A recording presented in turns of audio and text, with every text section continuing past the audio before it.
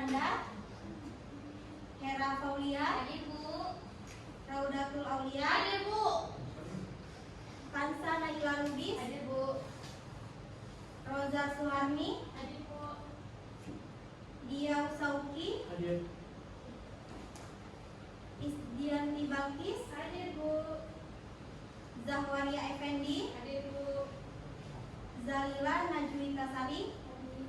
Ya, berarti di kelas ini hadir semua ya. Sebelumnya Ibu ingin bertanya nih kepada kalian. Masih ada yang ingat nggak materi minggu lalu itu apa? Masih Bu. Masih Bu. Ya, tentang apa kira-kira? Kegiatan ekonomi. Ya, tentang kegiatan ekonomi. Kalian tahu nggak kegiatan ekonomi itu terbagi menjadi berapa? 3. Ya, betul ya, 3. Apa saja tuh? Produksi, konsumsi. Ya, betul. Jadi kegiatan ekonomi terbagi menjadi 3. Yang pertama produksi, yang kedua distribusi, dan yang ketiga konsumsi. Nah, siapa nih yang tahu apa itu pengertian produksi? Ayo, siapa yang tahu? Tanda tangan. Produksi yaitu kegiatan untuk menghasilkan suatu barang dan jasa. Ya, betul ya. Jadi produksi adalah suatu kegiatan menghasilkan barang atau jasa. Nah, jadi selanjutnya ada yang tahu apa itu distribusi? Ayo, siapa yang tahu? Tanda tangan. Distribusi merupakan kegiatan menyalurkan barang yang telah diproduksi. Ya, betul. Jadi distribusi adalah penyaluran barang atau jasa ya. Terus yang terakhir ada konsumsi. Siapa yang tahu? Ayo, tanda tangan. Ya, Kansa. Konsumsi itu kegiatan menghabiskan nilai guna suatu barang dan jasa. Ya, betul sekali ya. Jadi, kegiatan konsumsi itu adalah suatu kegiatan ekonomi yang menghabiskan nilai guna suatu barang atau jasa, yaitu secara berangsur-angsur habis ya. Jadi kalian bagus ya masih ingat materi minggu lalu. Jadi, tujuan pembelajaran kita pada hari ini, setelah mengikuti kegiatan pembelajaran ini, peserta didik dapat diharapkan analisis keterkaitan tentang hubungan kegiatan ekonomi dalam memenuhi kebutuhan manusia melalui presentasi kelompok. Jadi nanti Ibu akan membagikan kalian kelompok. Setelah membagikan kelompok, peserta didik juga diharapkan mampu menyajikan hasil analisis dalam bentuk laporan melalui presentasi. Nanti ketika sudah Ibu bagikan kelompok, setelah itu kalian harus mempresentasikan hasil kerja kelompok kalian. Paham ya? Paham. Nah, selanjutnya itu peserta didik juga diharapkan dapat menumbuhkan sikap rasa kebesaran Tuhan. Nah, contohnya seperti sikap gotong royong dan berani mengemukakan pendapat. Nah, tadi kan sudah Ibu paparkan nih tentang tujuan pembelajaran. Nah, sekarang Ibu ingin bertanya nih kepada kalian. Menurut kalian, apakah kegiatan ekonomi ini penting bagi kehidupan kita sehari-hari? Penting. Pentingnya itu bagaimana? Bahwa silakan. Karena dengan adanya kegiatan ekonomi, maka akan memungkinkan seseorang dapat memahami lebih baik lagi perilaku ekonomi yang terjadi di sekitarnya. Gunanya untuk memenuhi kebutuhan hidupnya sehingga akan mengalami kehidupan yang sejahtera. Ya, benar ya. Jadi kegiatan ekonomi ini sangat penting bagi kehidupan kita sehari-hari. Karena semua aktivitas yang kita lakukan itu ada kaitannya dengan kegiatan ekonomi. Nah, sebelum memasuki pembelajaran pada hari ini, Ibu ada satu video yang ingin Ibu tayangkan. Tolong kalian perhatikan dengan sesama video ini. Nanti dari video ini Ibu akan memberi pertanyaan. Paham? Paham. Tempat sumber belajar. Manusia memiliki banyak kebutuhan yang meliputi sandang, papan, pangan, pendidikan, kesehatan,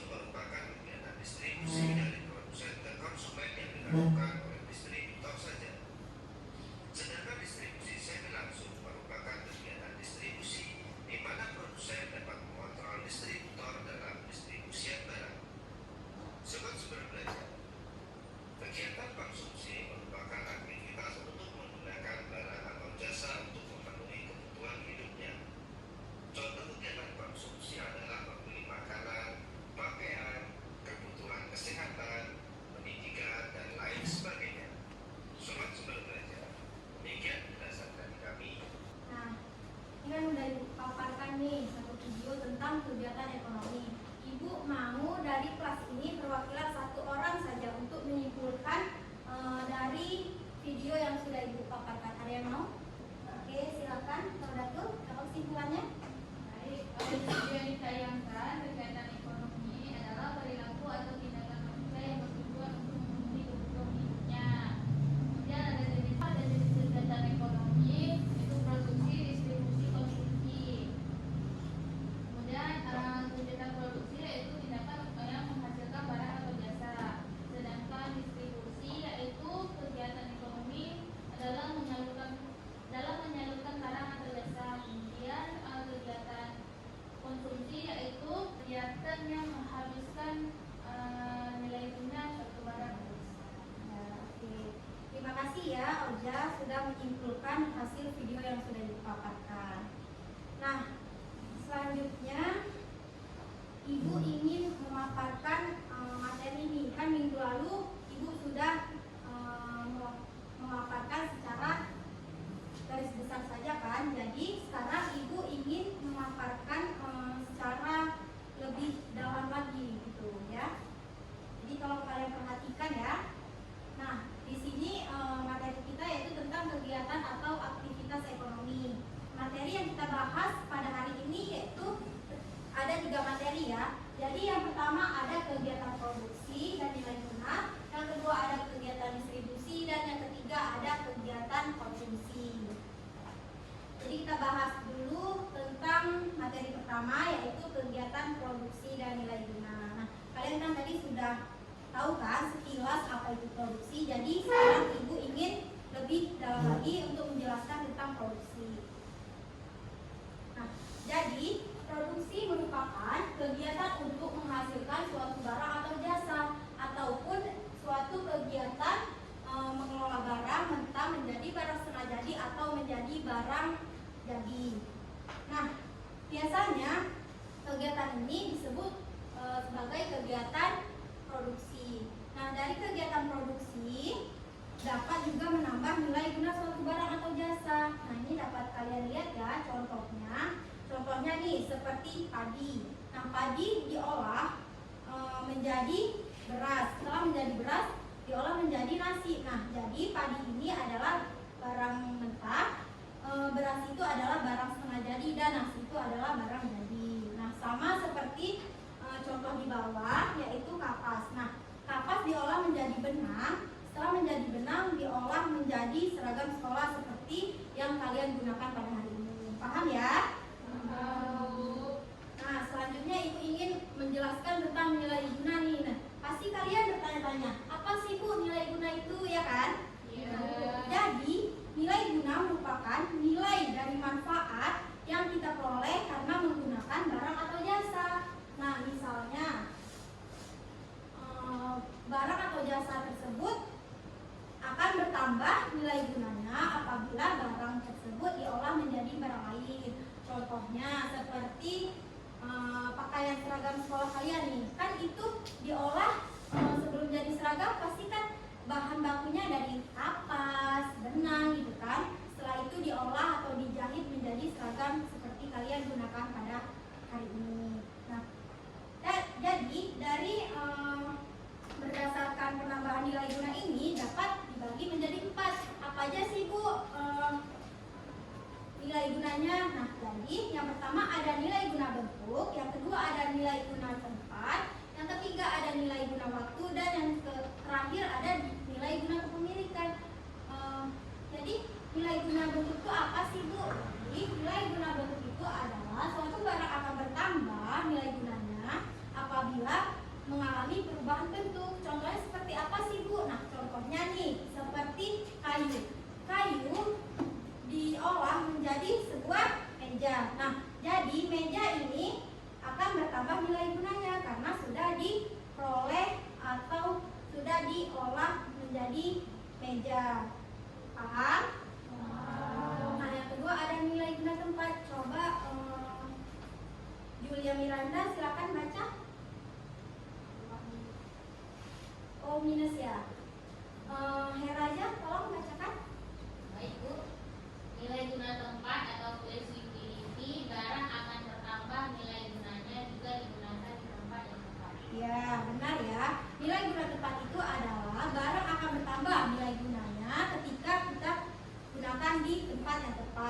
seperti apa sih Bu? Nah, jadi contohnya seperti kalian menggunakan selimut atau jaket di tempat yang panas atau dingin? Dingin. Ya, betul ya, dingin. Jadi ketika kita menggunakan selimut atau jaket di tempat yang dingin, maka jaket atau selimut tersebut akan bertambah nilai gunanya karena sudah kita gunakan atau kita pakai pada waktu yang tepat, pada tempat yang tepat.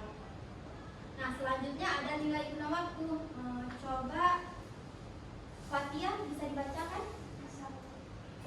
Nilai guna waktu atau time sendiri barang akan bertambah nilai gunanya jika digunakan pada waktu yang tepat. Ya, jadi yang ketiga ada nilai guna waktu kan? Nilai guna waktu adalah barang akan bertambah nilai gunanya apabila digunakan pada waktu yang tepat. Contohnya seperti apa Bu? Nah, jadi contohnya seperti kalian menggunakan jas hujan pada waktu panas atau hujan? Hujan. Tadi udah jelas nih ya pas hujan. Nah, jadi ketika kita menggunakan jas hujan tersebut di waktu yang hujan, maka jas tersebut akan bertambah nilai gunanya karena kita sudah menggunakan pada waktu yang tepat. Paham ya? Paham.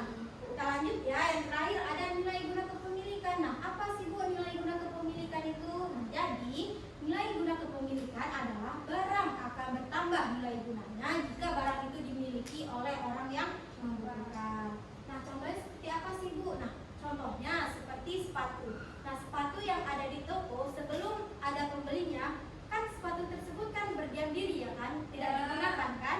Nah, ketika ada pembelinya lalu akan menggunakan untuk kepentingannya, maka disitulah sepatu tersebut akan bertambah nilai gunanya. Karena apa? Karena sepatu tersebut sudah digunakan oleh orang yang membutuhkan. Paham ya? Paham. Kita lanjut ya. Ini dapat kalian lihat contoh-contoh yang sudah Ibu jelaskan tadi. Sampai di sini ada yang perlu ditanyakan? Sudah paham ya? Oke, mau paham kita lanjut ke materi kita yang kedua, yaitu tentang kegiatan distribusi. Nah, kalian pasti sudah tahu juga kan distribusi itu apa secara kilas kan? Nah, jadi sekarang Ibu ingin menjelaskan lagi lebih dalam, yaitu distribusi merupakan kegiatan menyalurkan barang atau jasa dari pihak produsen ke pihak konsumen. Nah, biasanya yang melakukan tersebut disebut sebagai distributor. Nah, di sini ada juga tugas utama produsen, yaitu untuk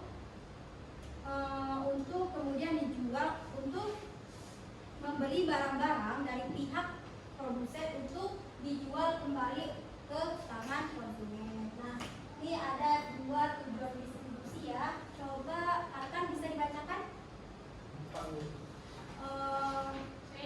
Oh ya, Zahwa bisa dibacakan?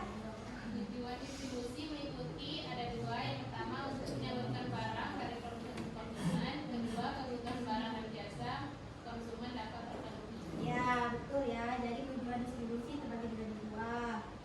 Nah, selanjutnya kalian bisa lihat nih contoh dari kegiatan distribusi. Contohnya ini ada penyaluran barang atau penyaluran berasnya, beras bulog ya. Nah, jadi kegiatan distribusi sama diperlukan sebagai perantara antara pihak produsen dan pihak konsumen. Nah, dapat kalian lihat gambar itu yang di bawah. Secara umum kegiatan distribusi meliputi kegiatan yang pertama ada pembelian, setelah pembelian ada pengelompokan, setelah pengelompokan ada pembungkusan, dan setelah pembungkusan ada pengudangan, dan terakhir ada pengangkutan. Paham ya? Paham Bu. Nah, selanjutnya ada jenis-jenis distribusi nih. Coba Kansa boleh dibacakan? Jenis-jenis distribusi yang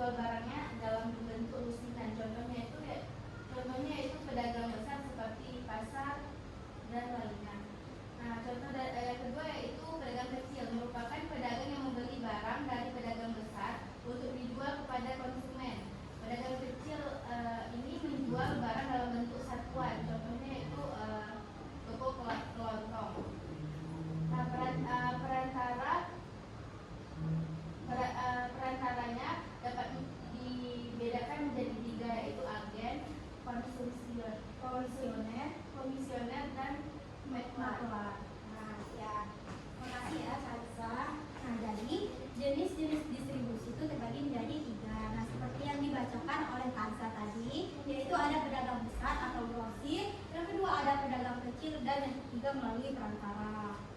Nah, ini dapat kalian lihat contoh dari jenis-jenis distribusi ya, ada pasar dan ada warung kecil atau toko kelontong. Nah, di sini Ibu ada cara-cara distribusi nih ataupun jenis-jenis distribusi. Nah, terbagi menjadi 3. Apa aja itu, Bu? Nah, jadi yang pertama ada distribusi langsung, yang kedua ada distribusi semi langsung, dan yang ketiga ada distribusi tidak langsung. Nah, apa sih, Bu, distribusi langsung itu? Nah, jadi distribusi langsung adalah kegiatan menyalurkan barang atau jasa kepada konsumen secara langsung tanpa adanya perantara. Contohnya seperti apa sih, Bu? Nah, contohnya seperti kita membeli pulpen, mungkin kita sendiri yang membelinya, tidak ada melalui perantara orang lain. Paham ya? Oke, kita lanjut. Yang kedua ada distribusi semi langsung. Apa sih, Bu, distribusi semi langsung itu? Nah, jadi distribusi semi langsung adalah kegiatan menyalurkan barang atau jasa dari produsen ke konsumen, yaitu melalui perantara yang masih bagian dari produsen. Nah, yang ketiga ada distribusi tidak langsung. Apa sih, Bu, itu distribusi tidak langsung? Nah, jadi distribusi tidak langsung adalah suatu kegiatan distribusi melalui perantara atau distributor supaya barang sampai ke tangan konsumen. Nah, contohnya seperti perantara agen, komisioner, dan maklar. Sampai di sini ada yang ditanyakan? Tidak paham semua ya? Nah, bagus.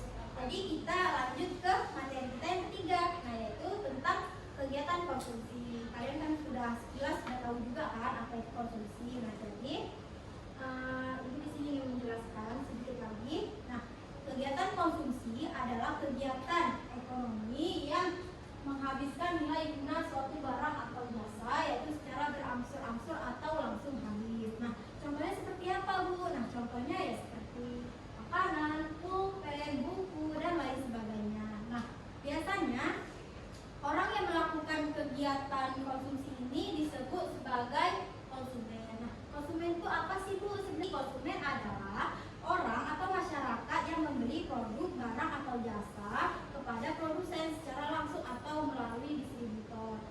Jadi kita ini sebenarnya konsumen tidak, Bu? Ya, kita termasuk konsumen ya. Nah, ini dapat kalian lihat contoh dari kegiatan konsumsi. Ini ada membeli sayur-sayuran, buah-buahan, dan banyak lagi ya. Nah, di sini ada dalam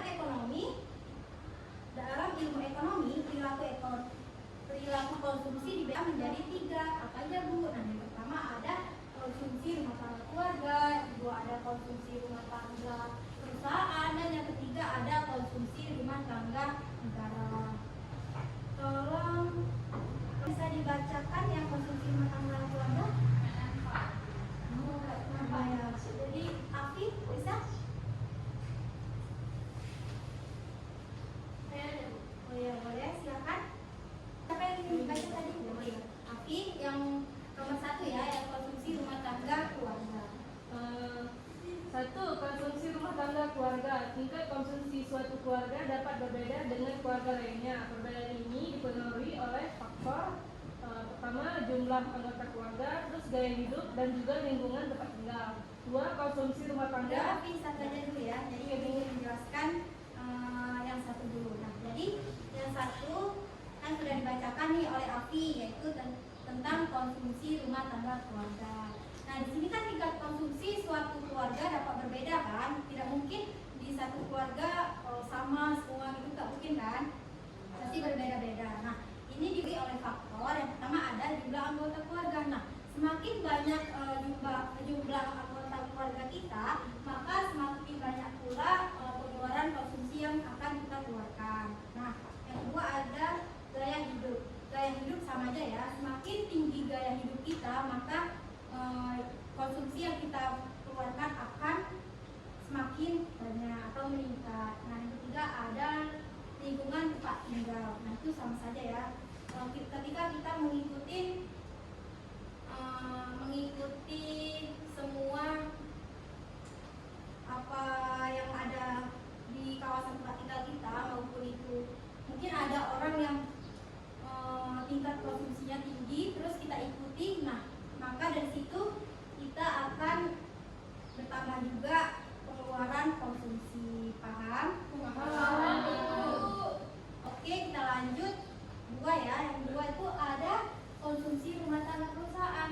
Balkis boleh bacakan? Selain sebagai tempat berlangsungnya proses produksi, juga melakukan kegiatan konsumsi. Pada saat memproduksi barang, perusahaan ini memerlukan bahan baku, tenaga kerja, dan modal. Pada saat perusahaan ini menentukan bahan baku, mesin, dan jasa tenaga kerja, saat inilah perusahaan akan menjadi konsumen untuk membeli kemampuan produksi. Ya, jadi perusahaan kan selain tempatnya proses produksi, nah perusahaan pun akan mengalami kegiatan konsumsi. Karena apa? Karena kan dia ada membeli bahan baku, mesin, dan tenaga kerja. Nah saat itulah perusahaan akan menjadi konsumen ya. Yang ketiga ada konsumsi rumah tangga negara. Kansa boleh dibacakan? Kenapa? Konsumsi rumah tangga negara pada dasarnya sama dengan perusahaan. Negara bertindak sebagai produsen sekaligus sebagai konsumen. Tujuan konsumsi negara berbeda dengan rumah tangga keluarga dan perusahaan, di mana konsumsi negara bertujuan untuk memenuhi atau melayani kebutuhan masyarakat. Biasanya yang digunakan untuk konsumsi negara berasal dari rakyat melalui pajak dan hasil pengelolaan sumber daya alam yang dimiliki oleh negara. Ya, jadi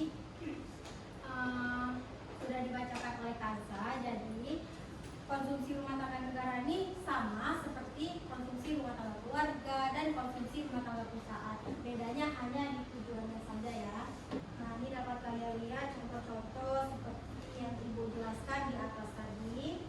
Jadi kan sudah Ibu jelaskan nih materi tentang kegiatan atau aktivitas ekonomi, sudah Ibu layangkan sebuah video. Jadi di sini Ibu mau membagikan kalian kelompok, itu Ibu bagi dengan 2 kelompok. Kan di kelas ini ada 12 orang ya. Nah 12 orang itu dibagi menjadi 2 kelompok. Berarti satu kelompok 6 anggota ya. Jadi Ibu ingin membagikan kalian kelompok. Nanti Ibu ada lembar kerja untuk kalian untuk diskusi kepada kelompok kalian. Jadi sebelumnya kalian mau bagi kelompok sendiri atau Ibu yang pilihkan? Ibu yang pilih ya. Oke. Jadi deretan sini kelompok 1 dan deretan ini kelompok 2. Paham? Paham. Oke, silahkan ya bergabung dengan teman-temannya. Yuk bergabung. Ini lembar kerjanya untuk kelompok 2 ya. Ini lembar kerjanya untuk kelompok 1.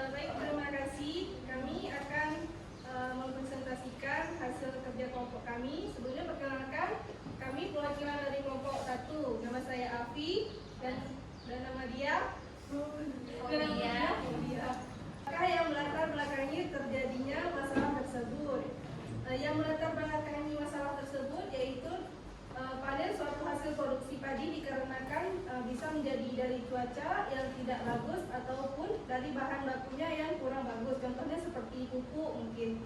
Kemudian dari gambar yang kedua, terjadinya kegiatan distribusi impor beras dikarenakan untuk menyalurkan beras tersebut ke pihak konsumen. Jadi kegiatan distribusi ini sangat penting karena jika tidak adanya kegiatan ini, maka tidak akan tersebar suatu produksi kepada seluruh konsumen. Terus gambar ketiga, terjadinya kegiatan konsumsi yaitu sebuah beras. Dikarenakan seluruh konsumsi pasti akan memerlukan beras untuk dikonsumsi, maka dari itu kegiatan konsumsi ini penting bagi kehidupan manusia. Selanjutnya akan dijelaskan oleh Paulia. Selanjutnya, sebutkan dampak yang terjadi pada masalah tersebut. Jadi dampak yang terjadi dari gambar tersebut yaitu akan mengalami kerugian besar dan akan berdampak juga pada menipisnya sebuah perekonomian para produksi padi atau petani yang sudah memproduksi padi tersebut.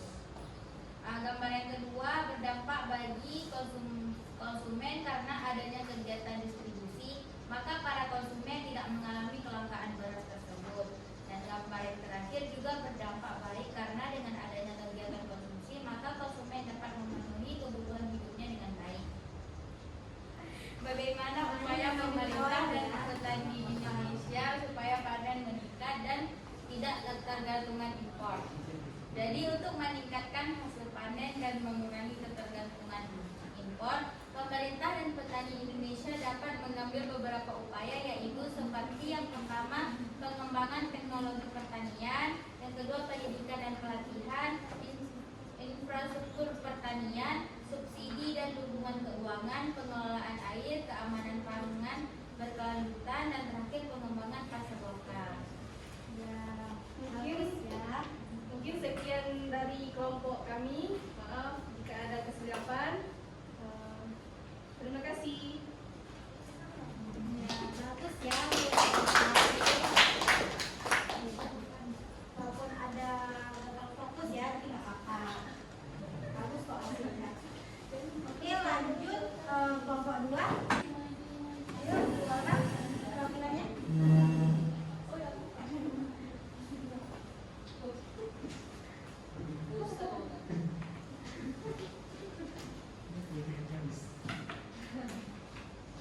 Silakan. Baik, kami dari kelompok 2 ingin mempresentasikan hasil diskusi kami. Jadi di sini terdapat soalnya yaitu peristiwa apa yang kalian lihat pada gambar di atas. Jadi ada 3 gambar. Gambar pertama ini menceritakan tentang peristiwa panen produksi yang gagal dikarenakan musim kemarau. Terus selanjutnya ada gambar kedua yaitu peristiwa terjadinya distribusi beras yang melalui penyaluran secara impor. Lalu selanjutnya ada gambar ketiga yaitu konsumsi beras. Terdapat orang yang sedang membeli beras di toko untuk dikonsumsi sehari-hari. Selanjutnya nomor 2, apakah yang melatar belakangi terjadinya masalah tersebut. Jadi dari diskusi kelompok kami, yang melatar belakangi masalah semua ini adalah gagalnya petani padi sehingga produksi beras pun tidak sempurna dan konsumen pun tidak bisa mengkonsumsi beras tersebut dikarenakan mengalami gagal panen. Ini yang selanjutnya, 3 dampak yang terjadi pada masalah produksi beras itu. Dampaknya yang terjadi dari gagalnya panen adalah beras yang menjadi mahal dan mengalami kelangkaan, sehingga kegiatan penyaluran ke pihak konsumen pun akan semakin menipis dan pihak konsumen pun akan mengalami kesulitan dikarenakan sudah mengalami kelangkaan beras tersebut. Selanjutnya, upaya pemerintah dan petani Indonesia supaya panen meningkat dan tidak ketergantungan impor. Jadi upaya pemerintahnya dan petani untuk meningkatkan hasil panen agar tidak mengimpor beras dari luar negeri, ya dari luar lagi, adalah memperbaiki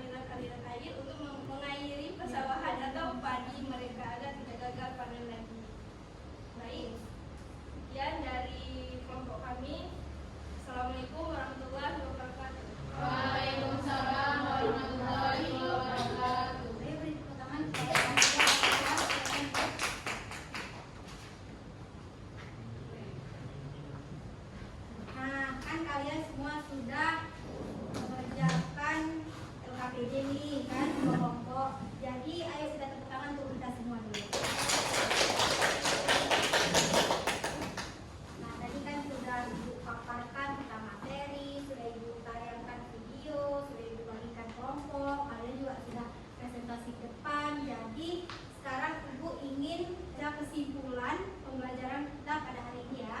Kesimpulan pembelajaran kita pada hari ini yaitu produksi merupakan kegiatan untuk menghasilkan suatu barang atau jasa atau kegiatan mengolah barang mentah menjadi barang setengah jadi dan menjadi barang jadi. Nah, selanjutnya ada nilai guna merupakan nilai dari manfaat yang kita peroleh karena menggunakan barang atau jasa. Yang ketiga ada distribusi merupakan kegiatan menyalurkan barang atau jasa dari pihak produsen ke pihak konsumen. Yang terakhir ada kegiatan konsumsi. Nah, kegiatan konsumsi adalah kegiatan ekonomi yang menghabiskan nilai guna suatu barang atau jasa yaitu secara berangsur-angsur atau langsung habis. Paham nih pembelajaran kita pada hari ini? Nah, jadi sebelumnya kok ibu lihat kalian udah lemes-lemes semua. Kenapa? Boring?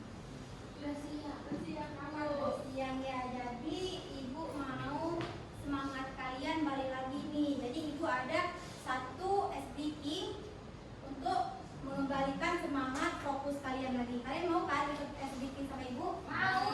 Oke, kalau mau silakan berdiri semuanya, ayo. Semangat.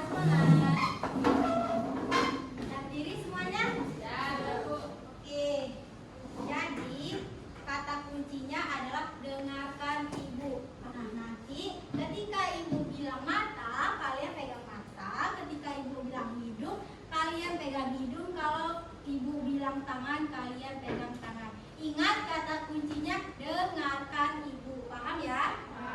Nanti kalau ada yang fokus nih, kita kasih hukuman atau enggak?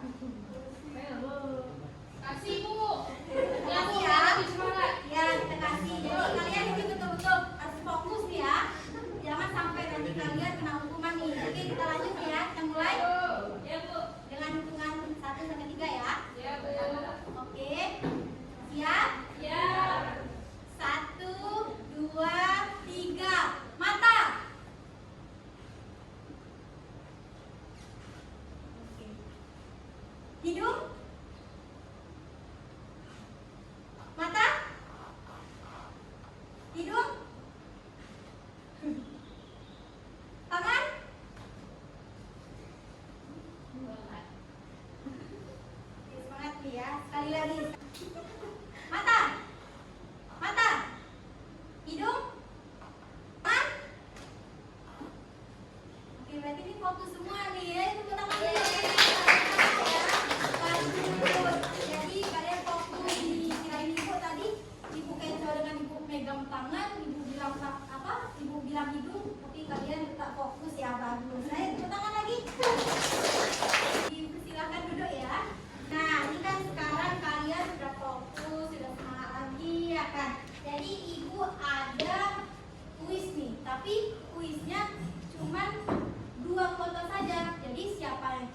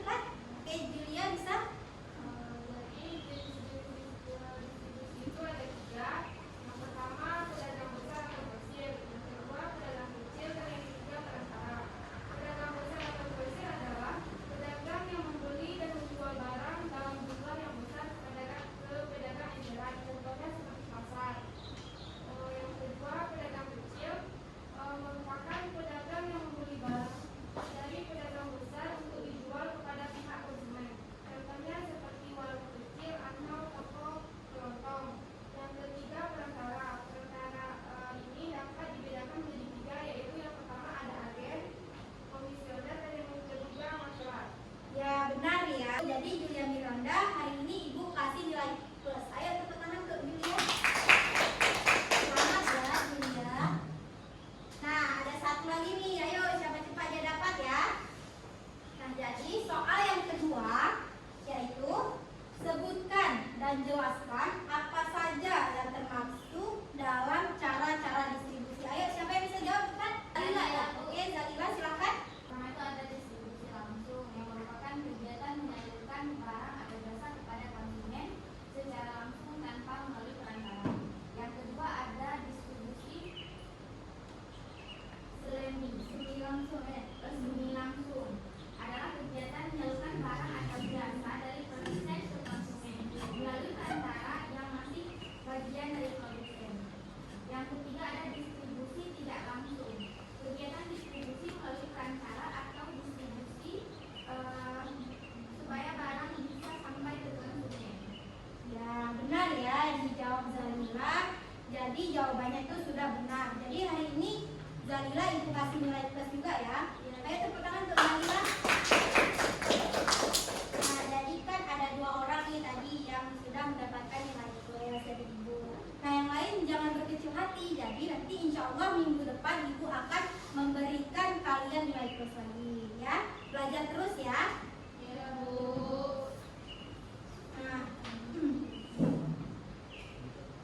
sebelum kita adai pembelajaran kita pada hari ini, jadi Ibu ada sedikit motivasi nih untuk kalian. Tolong kalian dengarkan ya. Jadi, barang siapa yang bersungguh-sungguh untuk belajar, maka dia akan mendapatkan kesuksesan. Jadi, saran Ibu, kalian mulai sekarang hingga seterusnya jangan pernah merasa bosan untuk terus belajar. Nah, kalian harus bersungguh-sungguh untuk belajar. Karena apa? Karena belajar akan membuat kalian di kemudian hari akan sukses ya. Sebenarnya belajar ini gak ada ruginya untuk kalian. Malah dengan adanya kita belajar, dengan kita bersungguh-sungguh untuk belajar, nanti kita di kemudian hari lebih enak gitu, tidak dimintakan orang lain juga gitu ya kan. Jadi Ibu mau kalian, kalau di sini ada yang masih malas-malasan untuk belajar, untuk apa, cuma untuk main-main doang sekolah. Jadi tolong kalian rubah. Mulai sekarang kalian harus bersungguh-sungguh agar kalian kedepannya menjadi orang sukses ya. Amin. Oke, itu aja saran atau pesan dari Ibu. Sebelumnya Ibu terima kasih ya untuk kalian semua karena kalian sudah bagus mengikuti pembelajaran hari ini, sudah menghargai Ibu juga di depan. Terima kasih banyak. Jika Ibu banyak kurangnya, Ibu meminta maaf pada kalian ya. Kita akhiri dengan baca doa. Ayo ketua kelas dipimpin. Bismillahirrahmanirrahim. Subhanakallahumma wa bihamdika asyhadu an la ilaha illa anta astaghfiruka wa atubu ilaik. Oke, diakhiri ya. Assalamualaikum warahmatullahi wabarakatuh.